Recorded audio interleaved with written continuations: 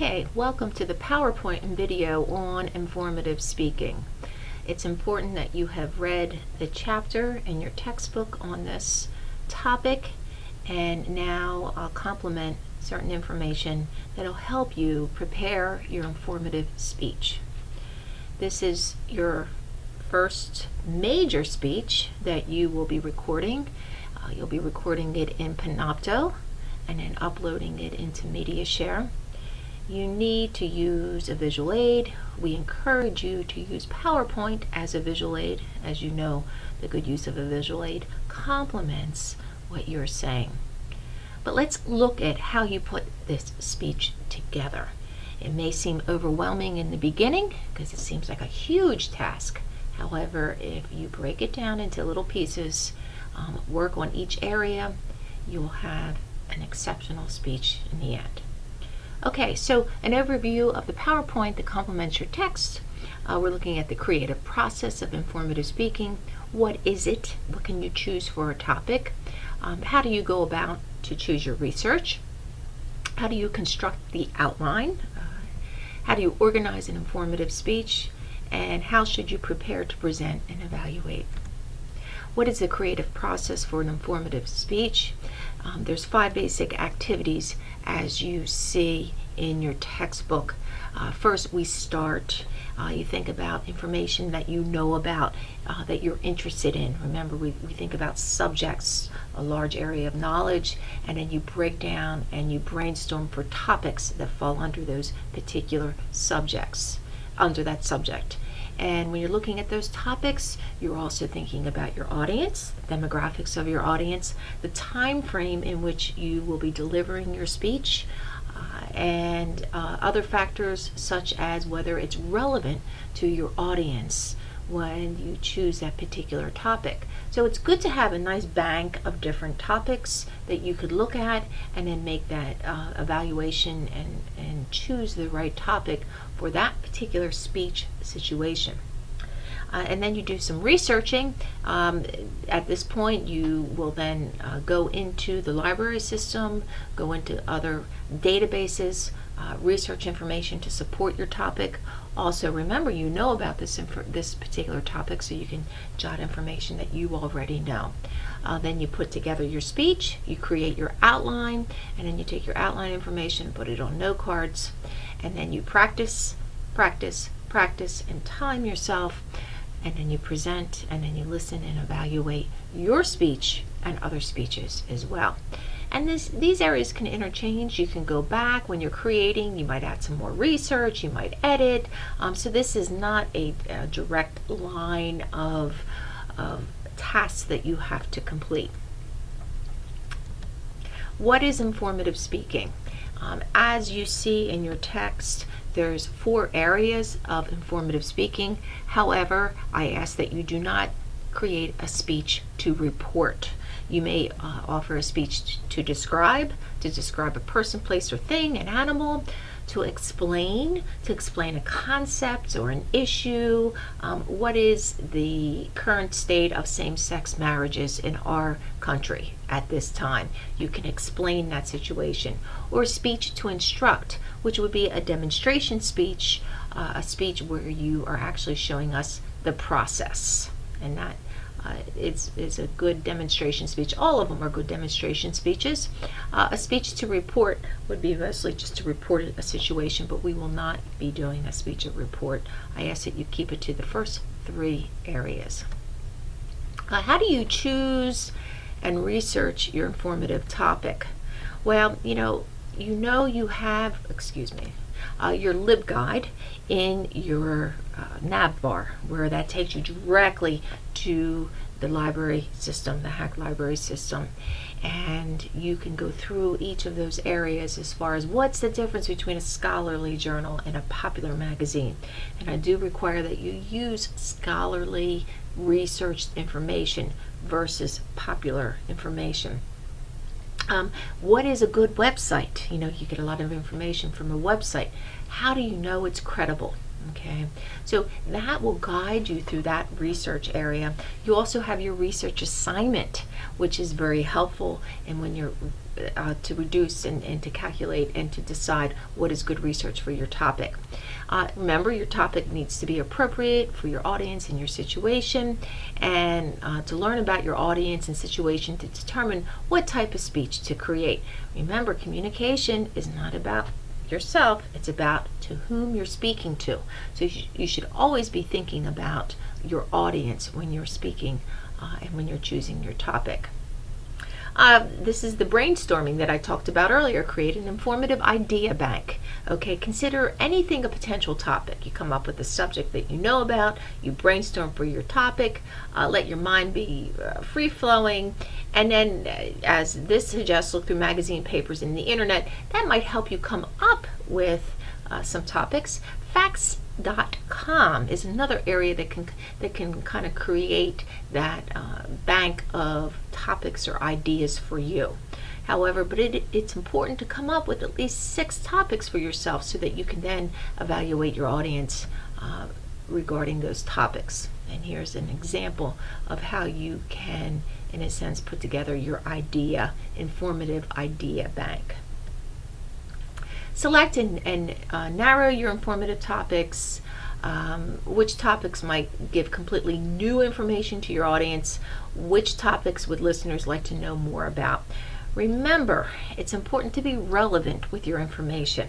Think about that telemarketer who called you on your telephone. You live in a brick house, the phone rings, and this telemarketer is selling vinyl siding. Is it relevant to you? No. Will you listen to him or her? No. It's the same thing when you're choosing your topic.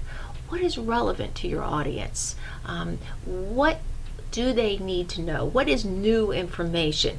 How is it geared toward your audience? Are you using language, examples that your audience can relate to?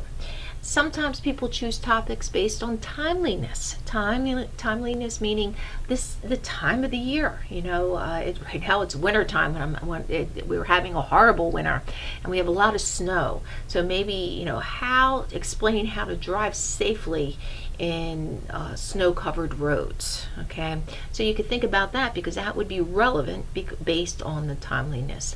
Think about proximity. Is the information close to where the folks live? For instance, if you're giving a speech about let's say landfills, and you're talking about the landfills in California. Well, we live in the Northeast, and perhaps we should talk about the issues that have to do with landfills in this region, in this area. And also, lastly, would be seriousness, or again, it's the relevancy. As a student, students are concerned about their grades. That would be something considered serious. A lot of times people consider money to be serious, health issues. Those are some of the top concerns or issues that also could be a good topic for you. So there's some options for you to think about when you think about how relevant is this topic for my audience. And again, this shows how you go through the process of eliminating certain topics. Determine the best type of informative speech. Okay, so, and this is right out of your book. You see here, these are the 3 areas that I'd like you to focus on.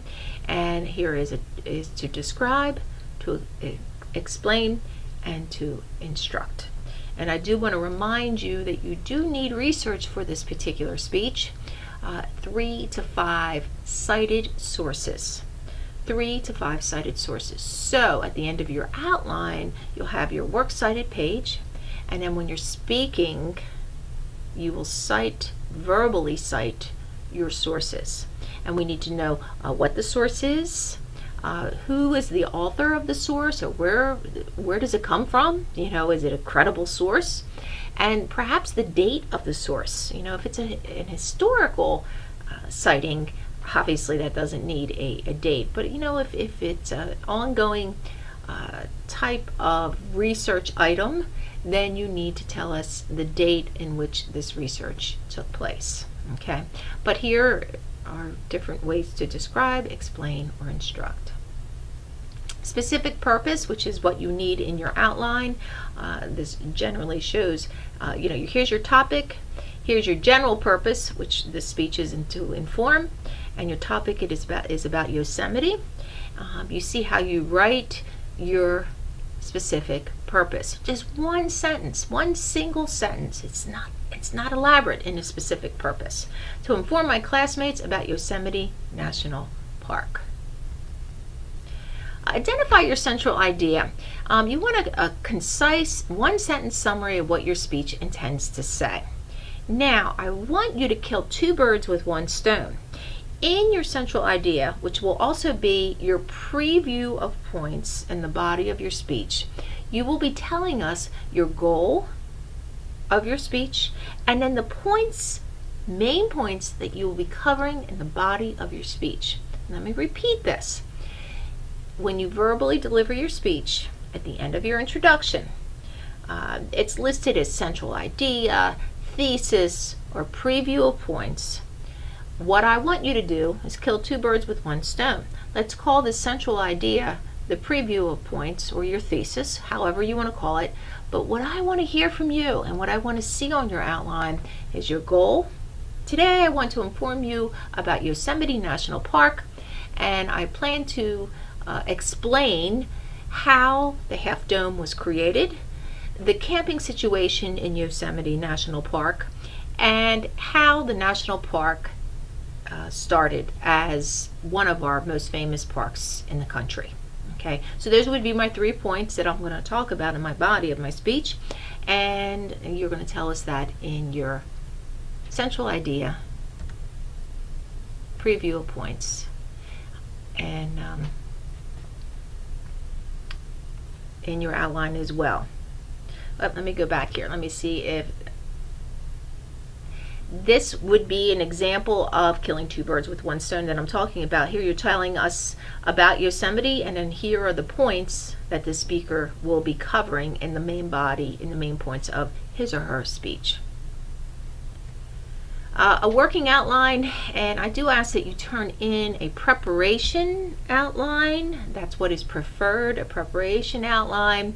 You could start with a working outline, but here it's okay to use questions as main points.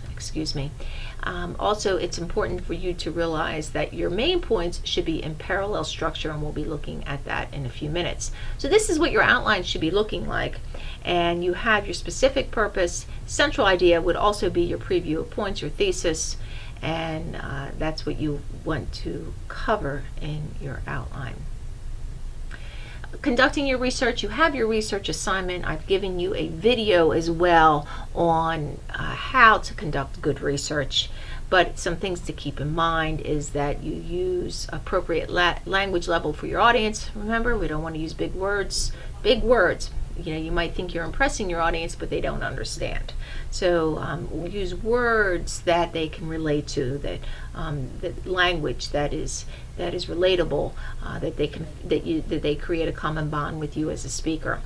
Be interesting, relevant, unique, current. Okay, very important. You're speaking to a group of college students. Okay, so they're hungry for knowledge. So it's important that you keep that in mind, and come from multiple perspectives and means. I do ask that you try different mediums for your sources. That it's not just from the internet or not just from scholarly journals.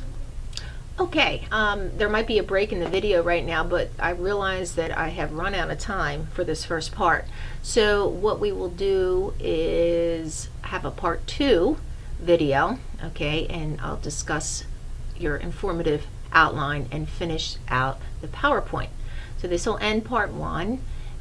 Click on part 2 of informative speaking and you'll hear the rest of the PowerPoint.